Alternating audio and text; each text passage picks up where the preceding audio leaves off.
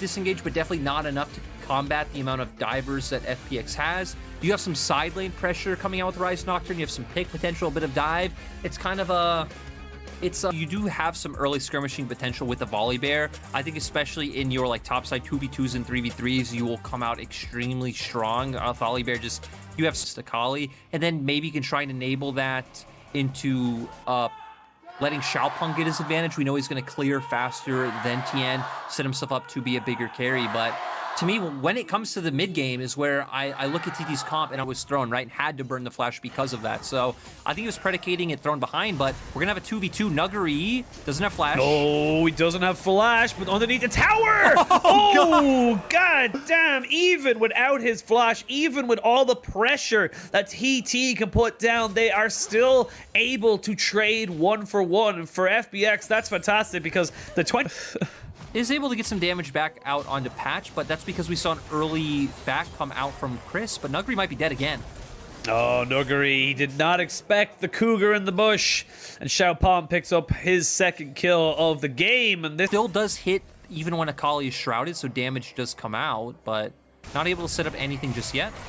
Tien's in a lot of trouble. He's going to have to use the Stormbringer, but he's just getting bombarded there by blue balls of and that is just going to be a quick and easy kill using that top lane pressure alongside the paranoia. They secure themselves another kill, and this is starting to get a little... Now they do have that 1k gold lead. Well, Nuguri is going to jump in now onto Longsheng. Will he get the execution? He will, and will flash away, but flashed in on top of him is Xiaopeng, and Xiaopeng is not letting Nuguri run away with this top side. And that's the thing, is Yes getting engaged on. Nope, actually Penguin, he's not getting engaged on. He almost got engaged on, but... They might be able to make something work, but Nuguri, he might feel a little bit threatened. Not sure if he really wants to go for this. As I say that, the Realm Warp comes in. They're going to drop down the Rift Herald to be able to tank up the turret. It's going to be 4 men up in this top side. You have got the Unbreakable as well here. As we can see, there's the Paranoia. He's trying to outplay this one. Nuguri will not be able to do it, and they will get the charge off of Shelly as well. Longsheng does flash away to stop tanking that turret as well. First turret goes down, but FPX are here. They're going to try and just get some burgers. Yep, they're going to get themselves a nice, meaty cow to try and set them up onto this fight. The quickness comes in. The flash. Oh. Nice knock up there from Crisp. He catches out absolutely everybody. The Stormbringer brings the rain on this parade for TT, and TT will lose 2 after the back of that fight. Nice. MVP pushing down this FPX top laner. Nuguri maybe in a little bit of trouble. Will not get hit up by the spear. They are going to put down the Changeling Smite. They're not going to be able to get him just yet, but there's nowhere for you to go here. You have to die, and that's going to be the 5th kill for Xiaopeng. And I guess the game plan, if you will, from the side of TT is keep awkward for having to jump onto the back line, but Doumbé might find a solo kill.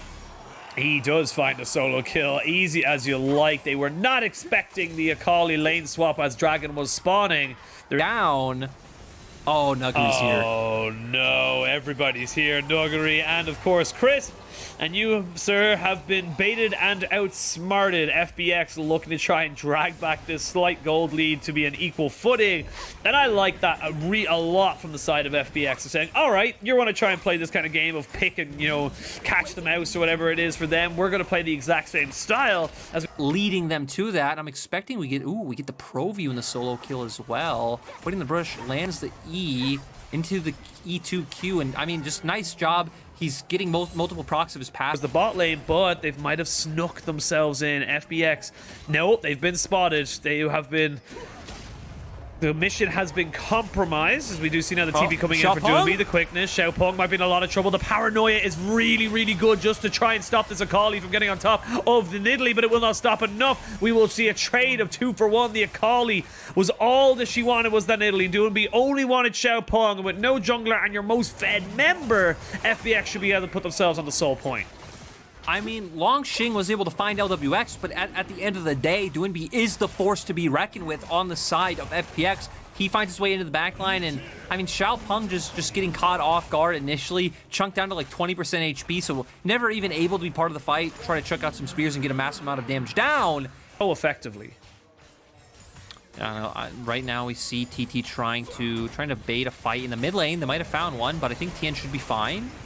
Oh, he should be fine. Oh, more than 5. Call an ambulance, but not for me. As FPX just try and turn this one around. That being said, the damage dealers here from TT are still very, very healthy. The Rise with two. Where's that ambulance? I told you to call one. As FPX do end up losing 2. And that is started by FPX. TT, you need to stop this. You need to make sure that this does not go into the hands of FPX. I say that they're going to go for the engage. The paranoia has been in. The stopwatch has been used there by Chris as he tries to use the quickness to try and create some kind of disengage, but no, they haven't been able to do it. TT are turning this one around. TT are saying we'll take the fight. Akali does find Xiaopeng, but it is going to be who finds the return on that one. It is a 3-for-1 in favor of TT. Doinby can only do so much, and with no jungler on either side, it's going to be TT stopping this dragon stack. And that one was so unfortunate. As Crisp was going in, I think he got hit by one of Xiaopeng's spears because he was instantly like 10% HP. Having something like that in mind, at least gonna go get vision down on the top side of the map. Ooh, though, the Rise Realm Warp into the Baron, a play we've seen 100 times. Tien is in the pace. He's not here for the steal just yet, but you have what Doinby as we see the paranoia going down. The flash, the kick is going to be enough to get him into the pit. It's going to be oh, it's all Doinby. As Doinby gets it, but it is going to be the Baron going over to the side of TT. But at what cost? They're going to lose absolutely everybody in this fight. Even Patch will be turned into mincemeat at the end. And oh, TT, it was going so well. It was all ahead of you, and you just got a bit of trigger happy. And it just wasn't enough for you to be able to stop this FPX trade. As you can see, Nuggery, you're not going to be able to turn him into mincemeat. I lied, but that's going to be Baron. Baron goes over to the side of TT, but it doesn't matter because that's going to be Soul and the fight for FPX. I mean, the LPL Baron strikes again. TT looking for that Realm War play. Tien going for that back. They had numbers, but they all funneled into that small space up against FPX's composition. We saw the amount of damage they were able to layer down onto multiple members. Yeah, and Sam D not even getting a chance to play, output their DPS. And it's like, sure, okay, you now have Baron on Alistar. But 6th Nocturne I've ever seen, and this is kind of getting a little bit scary. So regardless of result for TT, I think you can be very proud of how you performed, but you're so close now. You do not want to be going in with a defeatist attitude. You want to take this win.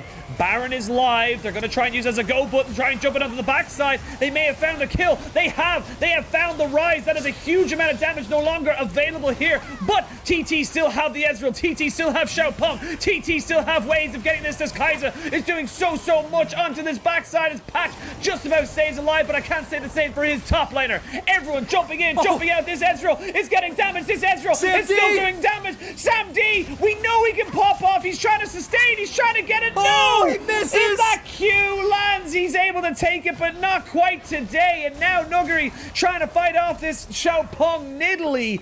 You still have the Akali, you still have the Kai'Sa, and Xiaopeng now realizes he got the GA, but he has absolutely nowhere to go. He can't get over the wall, and TT tried their best, but they just didn't have enough in the tank.